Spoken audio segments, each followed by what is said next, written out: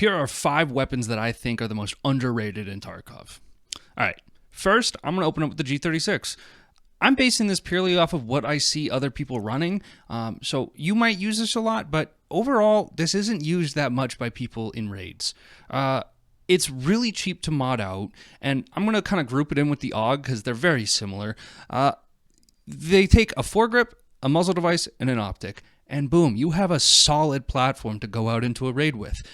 Incredibly cheap. They do use 5.56, which sucks, but you can land headshots and you'll be fine. Overall, they feel amazing. The recoil is low, the ergo is high, and they're cheap to mod out. If you are looking for something to run and something that you don't run that often, try one of these out. It's a lot better than you think it is, especially because the G36 has received a good amount of buffs since it was added. All right, next, I'm going to talk about the MCX because I'm in love with this thing. It feels amazing. Again, high ergo, low recoil. The barrel is really short, so you never get barrel stuffed, and you can get in real close quarters with people and still be fine. And the best part about it is the ammo. You can buy CBJ from traders, and it's pretty comparable to M855A1, which you can't buy from traders. So it's like an M4 that you can buy high pen ammo for easily. I think that alone makes it a really good reason to run this weapon in Escape from Tarkov. All right, next I'm going to be talking about the AK-101 and 102. These are almost not underrated because everybody always talks about them when they talk about underrated weapons, but I'm still going to include them because people don't run them in raids that much still, so I still feel like they're underrated.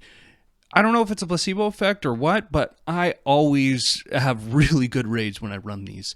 They feel really good. You land your shots, you can swing angles. It's always a good time with this thing. And if you don't use them, give it a shot. Next, these are kind of my baby. I'm in love with the SAG AKs. I always have been. Even before the recoil update, they were really, really good. But now they're even better. They shoot flat. Absolutely flat, and they're really cheap to mod out. They're cheap to buy, cheap to mod out. The one restriction is the ammo, but you can still buy decent ammo and just aim for the head. I would go for this way before an 8R. Yeah, that should say everything you need to know about these. And if you always go for 8Rs, give the SAG a try. All right, last but not least, I made an entire independent video about this on my TikTok because I love this thing, but the AA-12 is sick. Dude, throw a 20-rounder of flechette in that thing, and you are just sending a wall of lead anywhere you want. And everyone says that the Sega is better, but I think the AA-12 is better for 2 reasons. The Sega jams a lot. It fires quickly, but not accurately. The AA-12 never jams. It fires slow, but accurately, which I think matters a lot more, especially with a shotgun when you're probably going to be aiming for headshots with the flechette. Getting 1 round off accurately is better than getting 3 to 4 off inaccurately. That's at least my opinion, and I think that this thing is going to be a force of nature in later wipes, and you're going to hear the slow chug of that train and be terrified.